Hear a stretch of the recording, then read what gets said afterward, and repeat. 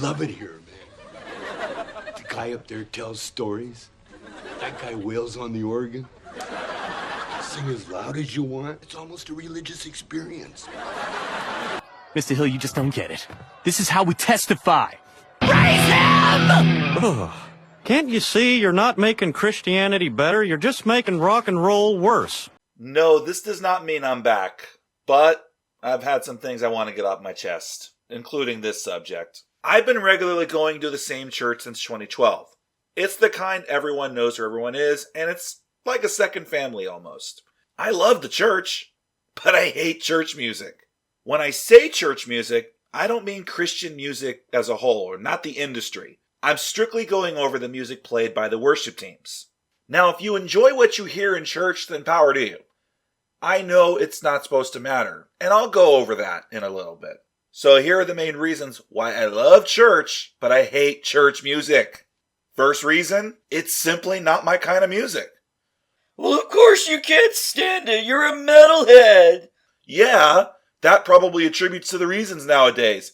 But I've been to services with an energetic rock band leading the way, the kind meant to cater to people like me, and I still didn't get anything out of it. At the church I go to now, the worship team is essentially 3 to 4 singers with only keyboards and drums accompanying. They're lovely, gifted musicians. Nothing wrong with the music they play, and I get it. At any church service, it's not supposed to matter about your musical taste or the quality of the music. It's supposed to be you worshiping the Creator, and the melody is simply supposed to be a tool to help you express. At my church, what's being played predominantly suits the older congregation. Most people there are over 20 years older than me. So it's not uncommon to see the other people enjoying the songs and even dancing to them. Sure, if you visited as an outsider, you may think that these people are weird. But if you think it's anything like this, or this, You want it tonight? Take it! The power of the Holy Ghost! or this.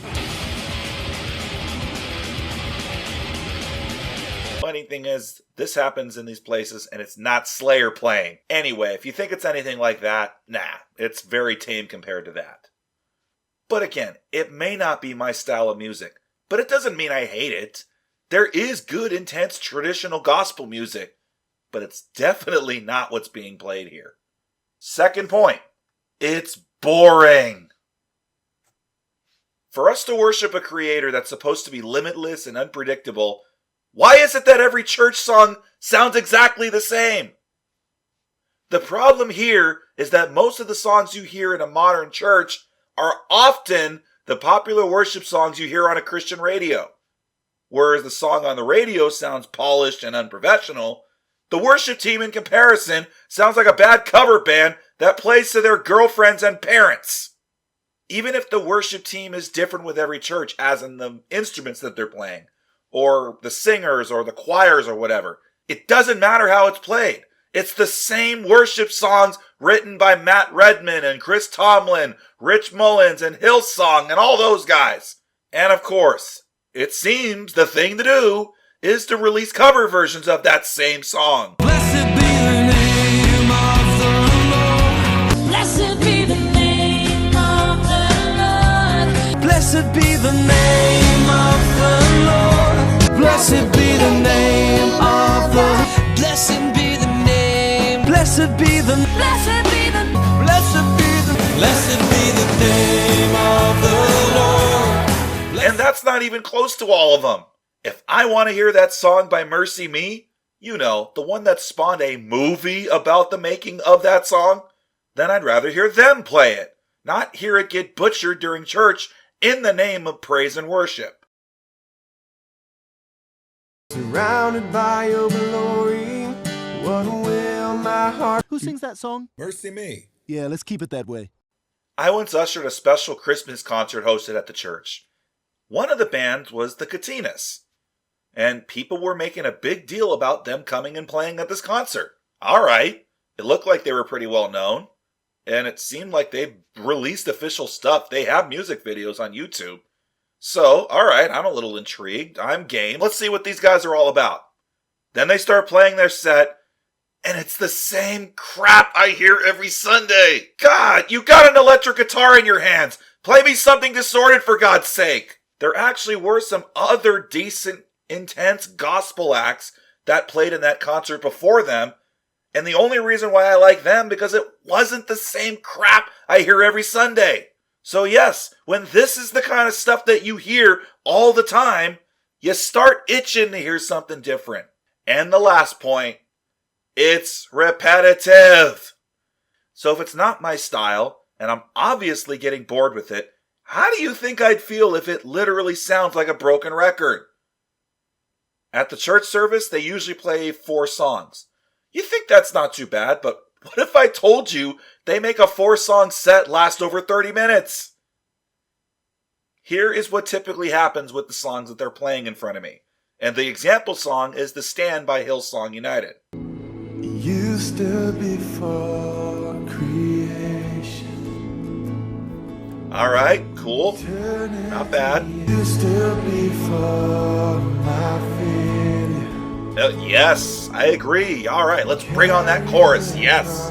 What could I say? Yeah, alright. This song's not that bad. I'm feeling it. Used to before. We're singing these verses again? Okay. Used to before. What could I say? Did we just repeat the same song again? I woke up on Sabbath. Finally, something different. Alright, here we go. Songs progress. So what could I say? Alright, we're reaching the climax. Song's gonna be over soon, right? What could I say? Yes, I get it. I'm offering my heart to the Creator. Let's go. What could I say? Wait, isn't there more to this song? I'll stand with arms high. Alright, we progress into something different.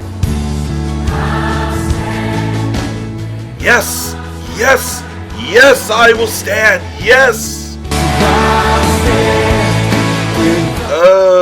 This is starting to lose the effect. Okay, I get it. Let's move on. Holy moly, I get it. Okay, turn the page. Play the next bar. So what could I say? Phew! Oh man, that was a workout. Oh, how long was that song?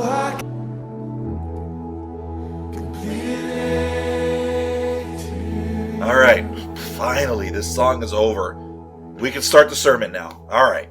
So what could I say? Really? Gotta add that exclamation point somehow. Ugh. So what could I Ugh. That is my biggest complaint. Oh, come on. You're repeating the same sections in the song that were already played. Well, yes. You know why? Because that's what they do. This song as originally released is about 6 minutes long. You think that's long enough? But no! At my church, this song goes on for 9, maybe 10, sometimes 11 minutes. And no, I am not exaggerating. I keep track of how long each song gets played on a stopwatch. Yes, I'm that bored. And sometimes when you think it's all over, the pastor gets up and says, "Hey, wasn't that a great song? Let's have that team play that song again." And as the rest of the congregation is standing up and cheering, I'm just like, ugh. Again, you're talking to a metalhead. You're talking to somebody who regularly listens to heavy metal songs that can go on for that length easily. But you know what's the difference? These songs don't feel like they're that long. They take you on a journey. They have multiple sections. If the lyrical content is lacking, they make up for it with awesome instrumental sections that showcase the talent. Well, just skip the songs and show up late. When everyone knows who you are, you start feeling a little guilty when you always show up late. And you never want a random visitor taking your usual spot. You know what, Reverend? I'm glad I ran into you so I could tell you to your face. We're switching to this church and we're never coming back. Just for the record, the Smiths have been sitting in your seats every week since you left. And they sing. Well, then why don't you just go to a different church that has better music? Like I said, the congregation I go to is a second family, and I love the message from the pastor. That is far more important than any music being played. There is no need to find another church for me at this point. Simply going to a church because the music is better isn't exactly a good thing for spiritual growth. Yeah, it's meant to be a tool for worship, not entertainment. But it doesn't have to be sung. Worship can be spoken. It can be prayed. It can be silent reverence. You don't have to stand there and act like you're enjoying the songs. So I may not like the music, but would I change anything about the church I go to? Not a thing.